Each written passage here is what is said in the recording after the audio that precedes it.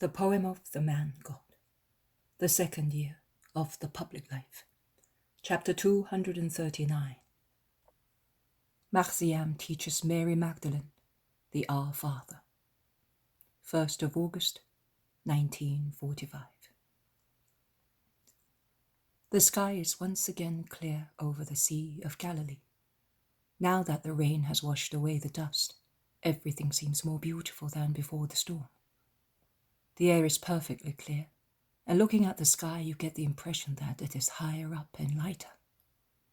A transparent veil stretches between the earth and the splendor of paradise.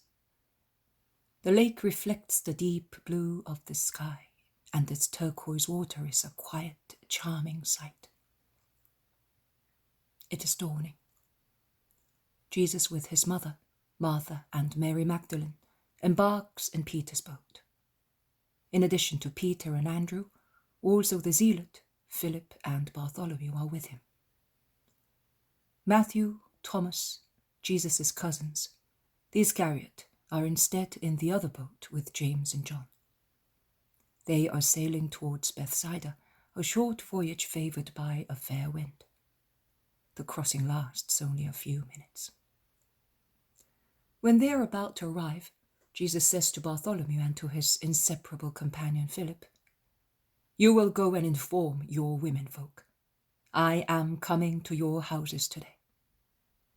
And he stares at them meaningfully. "We will, Master. Are you not granting me or Philip the pleasure of having you as our guest?" "We are staying only until sunset, and I do not wish to deprive Simon Peter of the joy of Marjiam's company." The boat rubs against the shore and stops.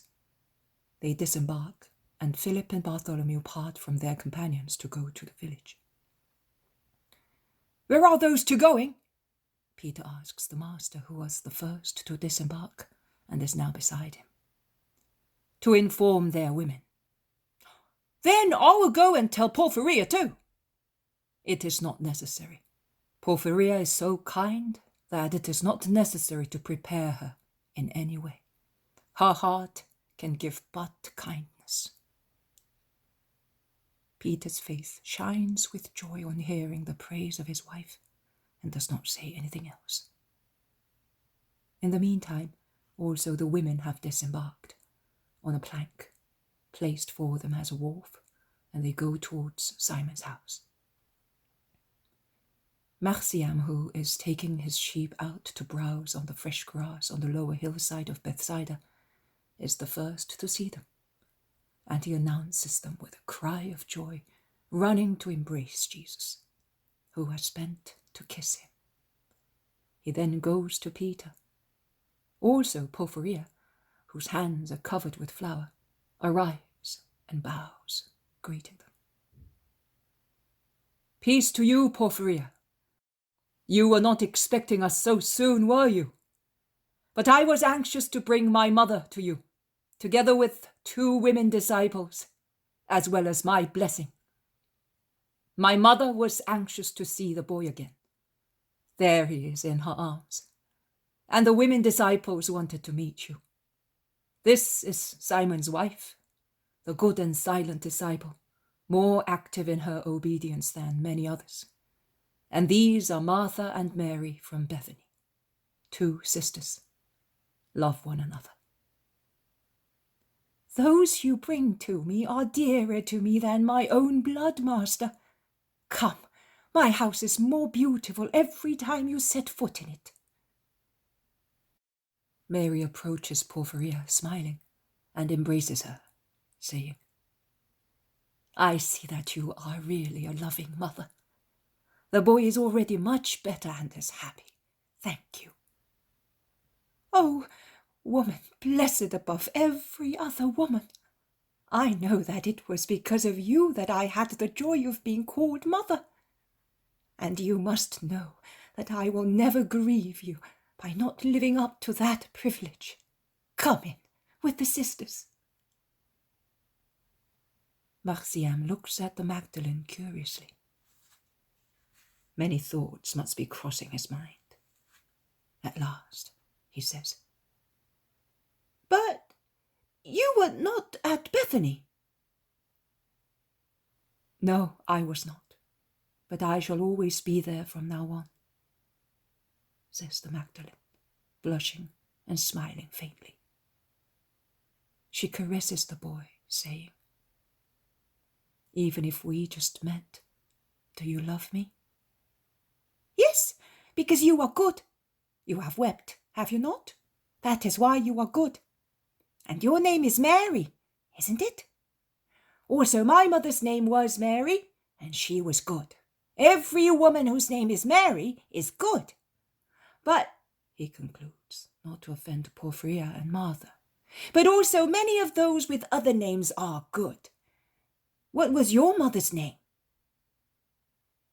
Eucharia, and she was so good. And 2 large tears stream down the face of Mary of Magdala. Are you weeping because she is dead? Asks the boy, and he caresses her beautiful hands, which she has crossed on her dark dress, which is obviously one of Martha's adapted for her, because its hem has been let down. And he adds, you must not weep. You know, we are not alone. Our mothers are always near us. Jesus said so. And they are like guardian angels. Jesus says that also. And if we are good, they will come and meet us when we die, and we go up to God in our mother's arms. It is true, you know. He said so.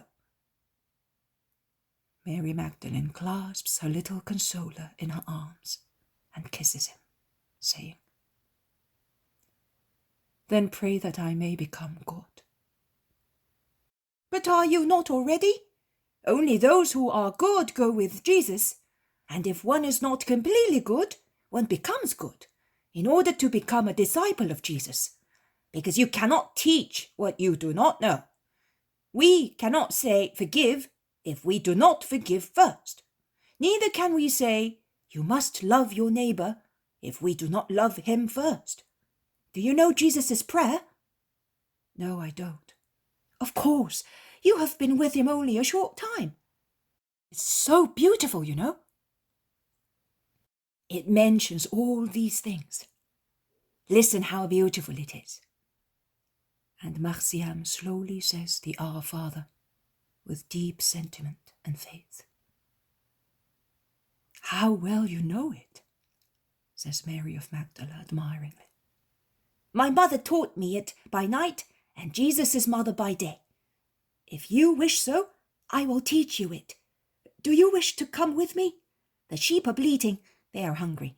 I'm going to take them to the pasture. Come with me.